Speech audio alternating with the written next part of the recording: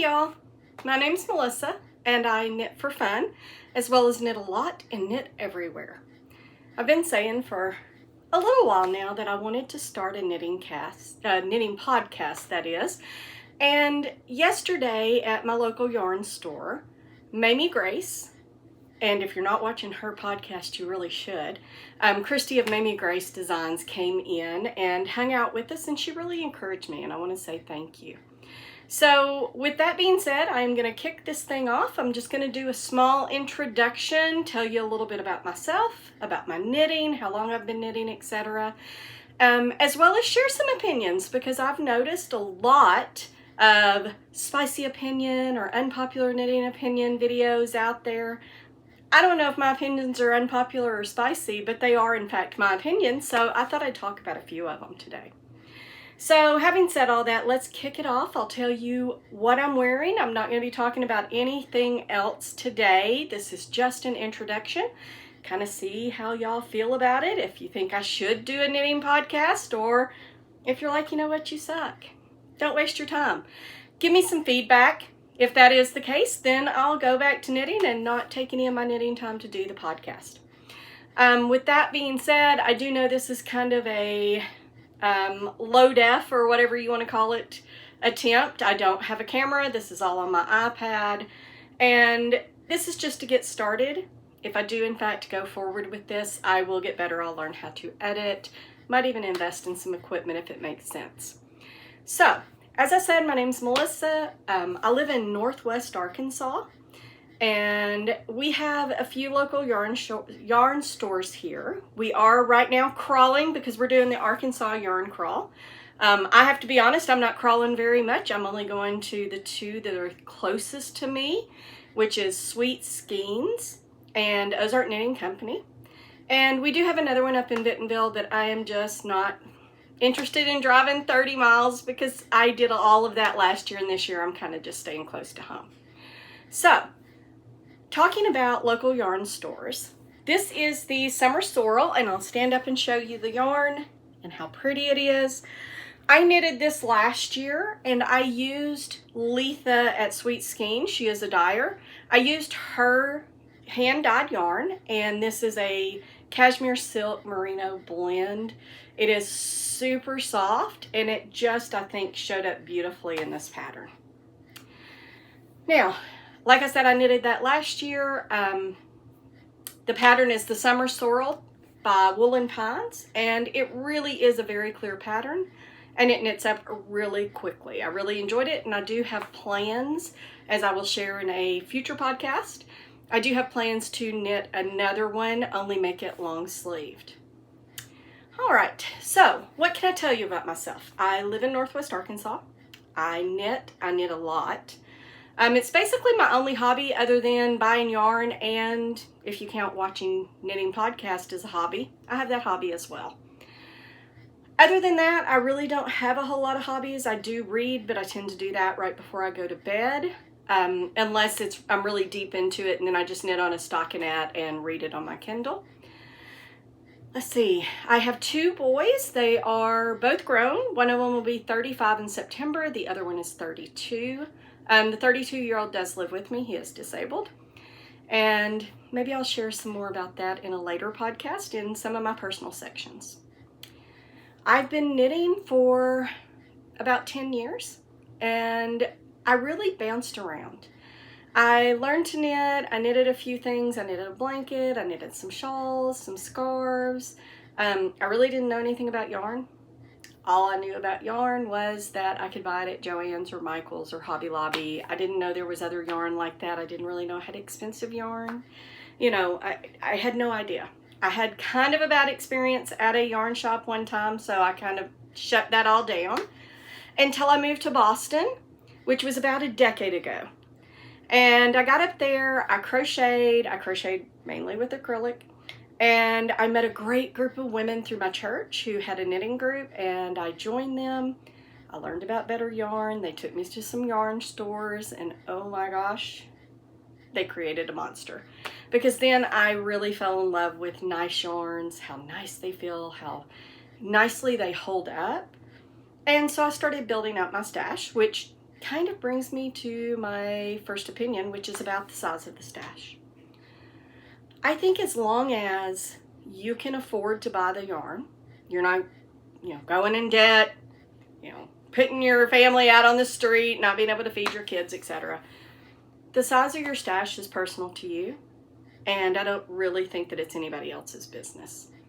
I have a fairly large stash, but I have plans for all of my yarn, and my goal is to build my stash up before I retire, because I don't plan on buying any more yarn after I retire. I plan on all of my discretionary funds going to travel at that point.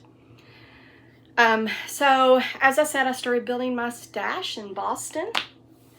And after a while, after watching these women sit there with their two little needles going click, click, click, click, click, as I was sitting there with my one crochet hook, and I was really jealous, I finally let my friend Linda, which, hey Linda, if you're watching this, I finally let her teach me how to knit because she kept telling me how easy peasy it would be.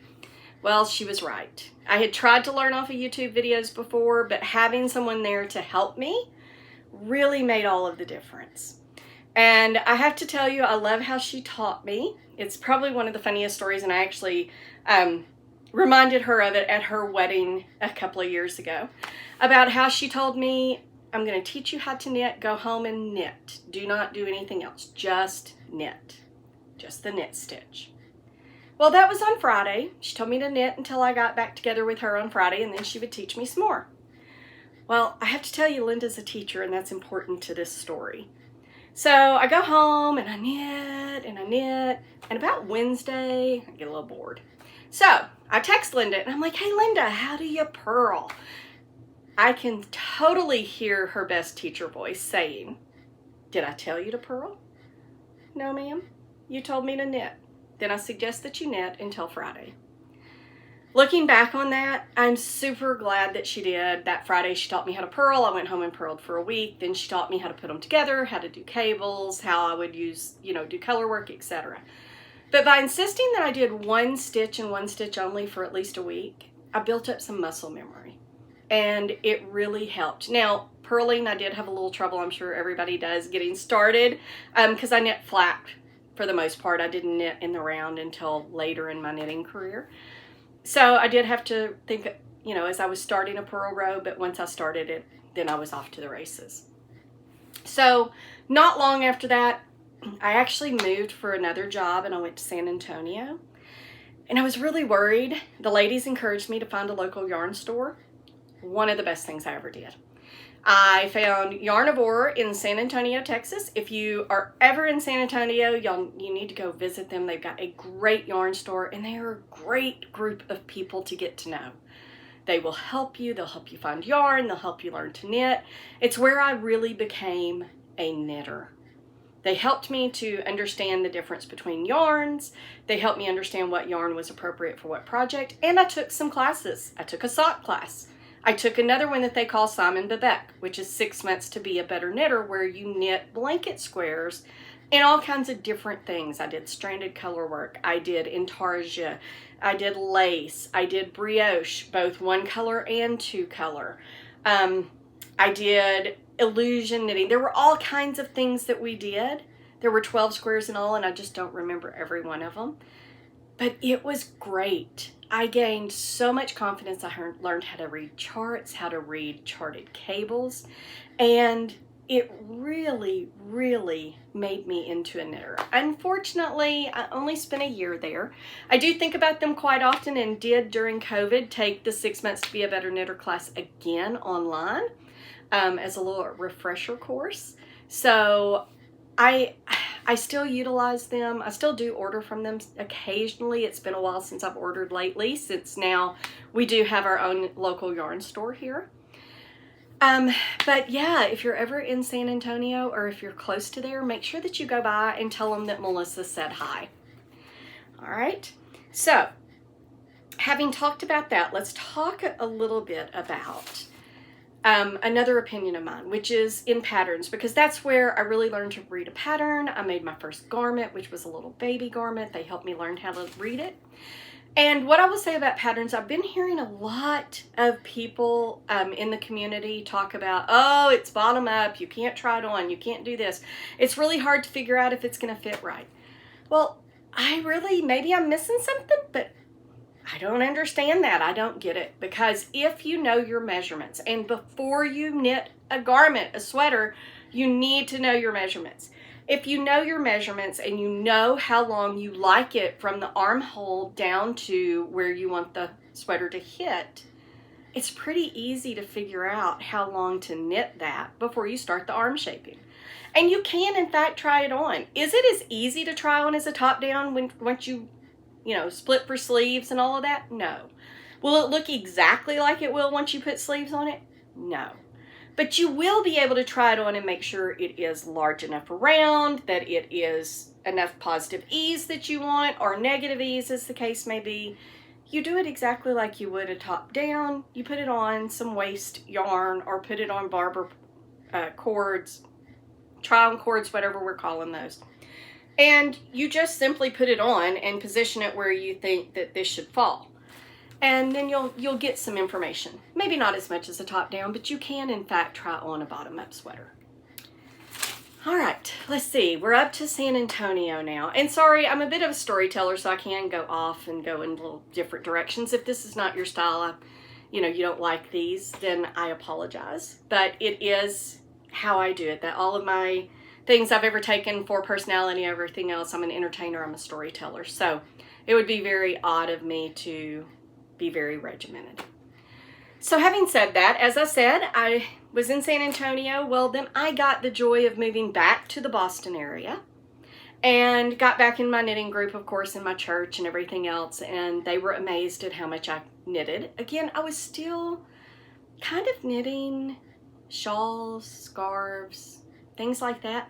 I don't wear shawls and scarves, but hey, this is what I know how to knit, and I'm really, really scared of sweaters. So I finally did decide that I would make, I was making little baby garments, but they were like little shrugs, so those weren't very hard. I did finally decide that I would make a couple of little kids' sweaters, because my youth pastor, Anna, she had her second daughter, and I wanted to make them matching sweaters. So I made them little matching sweaters. First sweater was a piece together sweater, so I made it. I, knitted it all flat. It had bobbles. I do not like bobbles. I did learn that. Knitted it all flat, pieced it all together, sewed it all up, gave it to them.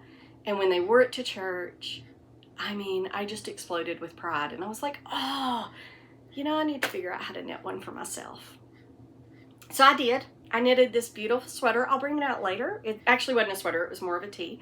I will bring it out later. I will do kind of like Tash from Mostly Knitting. I'll have like a Friends from the Vault, because I've got so many objects that I've knitted up till now. And that is one of them. It was my first top. It was a top down. It was lacy and cabley and just a really beautiful garment. And I thought, wow, that wasn't as hard as I thought. I should make some more of these. Well, I didn't really. I did a little bit. I made another cabled sweater. I made like 3 more sweaters over the period of a few more years. And I made some socks, and I made some other things like that. But really didn't delve deeply into garments until last year. Last year I decided what I really love to do is knit garments. And why am I not knitting garments? So I started knitting garments for myself. And now that's primarily all I do. And I've knitted enough garments for myself in the last couple of years that now I'm looking for other people to knit garments for. And luckily I do have a brother who is letting me knit him one. I'm currently knitting the Handsome. I think that's how you pronounce it anyway. It's the petite knit. I look at it as the male version of the Monday sweater. And I love the Monday sweater. I've knitted 3 of them already. And I only knit things once usually. The Monday sweater and the Tolsta tee are the exceptions to that. So I'm knitting him a sweater. We're doing this as a little test run to see fit, etc., etc. If he likes them, I'll knit him more. My youngest son has finally agreed to let me knit him a t-shirt. if I can find a pattern that truly looks like a t-shirt he would buy. So if y'all know of one, a really great men's t-shirt, I don't care if I need to knit it on a size 0 or a size 1, I don't care if it takes me a year to knit, but something that looks like something he would buy and not something that looks like it's a hand-knitted mom t-shirt, right? So if y'all would make some comments and make some suggestions, I would love that. I've found a few, but I'm not sure that I'm happy with any of them yet. So I'll keep looking for that. And then my oldest son has agreed, he's a big hunter, so he's agreed to let me make him some hats and to make him some socks so when he's out in the woods that he doesn't get quite so cold. So I am going to be able to knit some things for other people, just not as much as I'd like to, because I'd really love to make my son some sweaters. All right. So that brings us up to Boston. My dad at that time lived with me. He lived with me for the last 14 years of his life. And at that time we lived there. We both lived there. I'm a consultant in my day job. So at that point I was consulting for Fidelity. I was consulting with a consulting company, but my client was Fidelity, and they chose not to renew the contract of myself and several other consultants. So, and this was right before COVID. So we decided to come back home, and then got back home, and then COVID hit and we got confined and was without a job for a little while. So I got a lot of knitting done. But we didn't have really any local yarn stores. Our local yarn stores had all closed. And then I found one last year when I was sitting in Chicago because I'd been to a yarn store. I was there on work, and I was like, there's got to be a yarn store in Arkansas. Surely there's got to be something closer than Little Rock, which is where I would go whenever I'd go visit my brother down in Jacksonville. And so I would go there, and I'm like, there's got to be something closer. So I just Googled, and I found this place called Sweet Skeins. And if you know, you know, you'll understand the spelling. It's pronounced Sweet Skeins, but it is Sooieet. As I said, if you know, you know. If you don't know, or you're not a sports fan, go and Google Colin the Hogs, and then you will understand. It's all about our local college and our local college sports team. So I found them. I showed up last November. Letha was beyond generous. I'd just been to a yarn festival, so I had spent all of my yarn money for a little while. And so the first thing I said to her was, I'm so sorry, I cannot buy any yarn today. And she responded by kicking out a chair and saying, why don't you sit down and chat with me for a while? You know, let's just visit. And I've never left.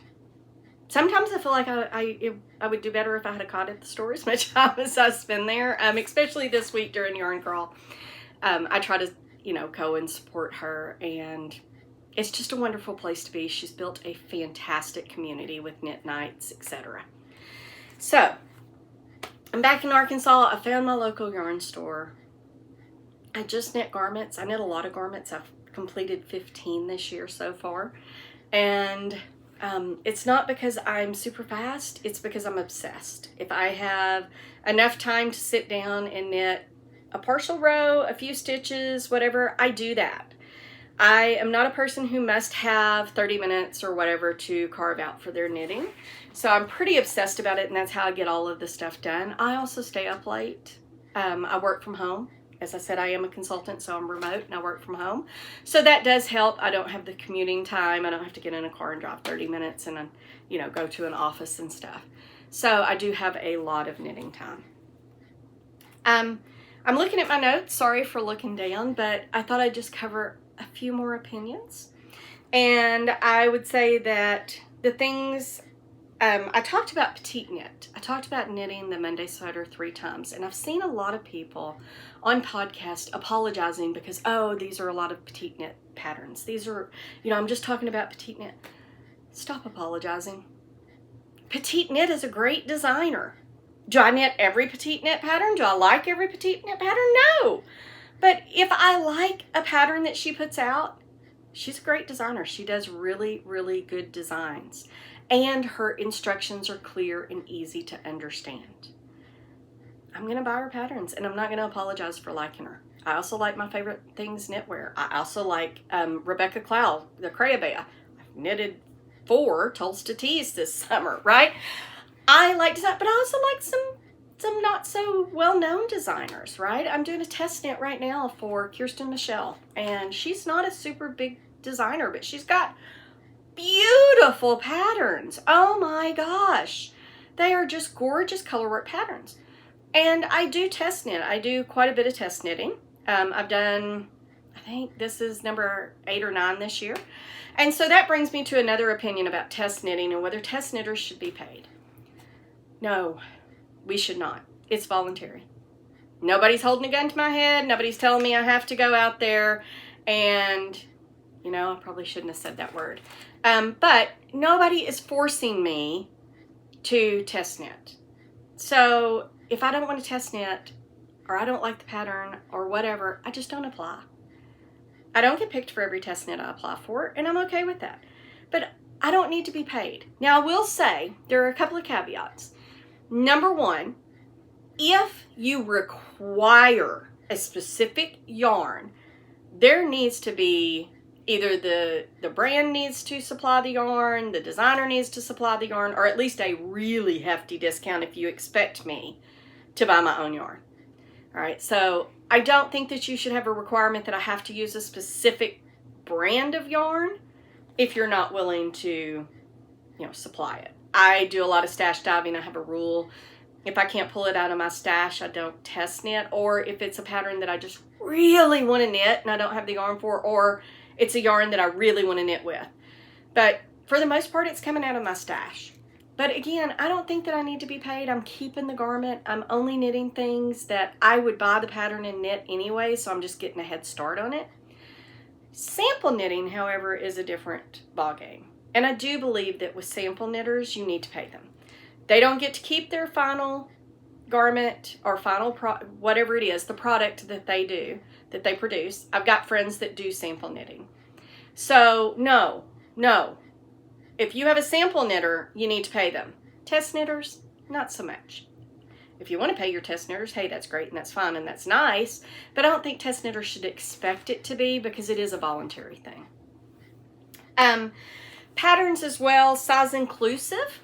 So I'm a chunky girl. I'm sure that you kind of saw that whenever I stood up and showed you my top. I'm not tiny.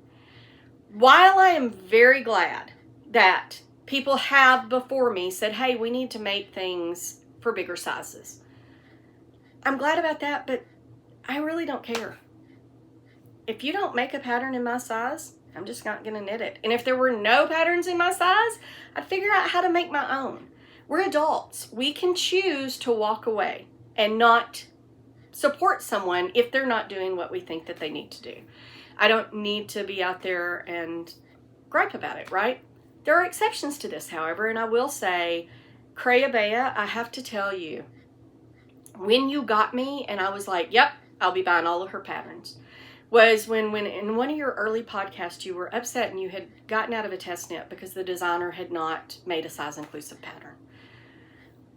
But you said, you know what, maybe I need to design a pattern so that I can see how hard it is to make a size inclusive pattern before I say, hey, everybody's got to make size inclusive patterns. I know that's not exactly what you said, but that was the gist of it. And that's when you hooked me and I was like, I will be buying her patterns. Because if someone is going to say, you know, hey, this needs to happen, or call somebody else out, they need to understand, what are they calling them out for? Is it just prohibitively hard? Yes or no? So I will say, if you're one of the people that is out there saying, hey, this needs to happen, at least go and do research and see if you can figure out how hard is it. Is somebody not doing something because it's too hard, it's too expensive, etc.? There may be reasons, is all I'm saying. And so back to the size inclusive as well. One thing that I did notice whenever I started seeing more and more people having larger and larger and larger sizes, they lost the small sizes. So again, we weren't size inclusive. We were for us fat girls, right? For us girls that are a little chunky, man, we were getting the sweaters. But for the people like, for instance, Tash with Mostly Knitting, you know, a lot of times the smallest one is not small enough for her. So we need to make sure that if we're saying size inclusive, that it is all ranges. And then I'll get off my little soapbox about that. But I do feel like that as a little chunky girl, I can say something about size inclusivity. And then last but not least, I will say barber cords. I've seen a lot of people talking about, oh, I don't use the try-on cords because it's too hard to get them on there. You know, it takes too long to get the stitches off of there. maybe I'm using them wrong, but all I do, I shove them on the ends of my needles really, really easy, or really, really hard rather. I shove them on there and I make sure that they're really, really secure, and then I just slide enough over to where I can try it on. I don't put all of my stitches on there, but I also don't have a problem if I drop some, if the cord does come loose and some of them fall off. I'm pretty good at putting things back on because I'm not always good at using stitch stoppers, so I do have things that fall off my needles, and I've had to learn how to pick them back up. So there's that. But try, right? Try with the smaller thing. Try with some sticky yarn that you know, like even if the cords come off, it's not like all of my stitches are going to fall off, and just see how you like that method. And so that is the end of my opinions. It's kind of the end of my intro too. We're almost at 30 minutes, and I really didn't want to be longer than that because I don't want to bore y'all. I think I've told you pretty much everything about me, my knitting journey, how I got where I am today. I will tell you, if you follow people on Instagram, if you have Instagram, I'm Melissa_knits_for_fun. And that is my handle as well on YouTube, this thing that I'm posting this video to, right? So that is my handle there as well. And then my email is melissamccall@gmail.com if you want to email me. Let's see, I'm trying to think if there's anywhere else. I do have a Threads account. It's through, you know, it's Melissa Knits for Fun as well. And so anyway, if you like this and you think I should continue, please leave a comment. If you don't like it and you think I shouldn't waste my time, leave that comment as well. And thank you for watching if you spent the time with me, and we'll see where this goes.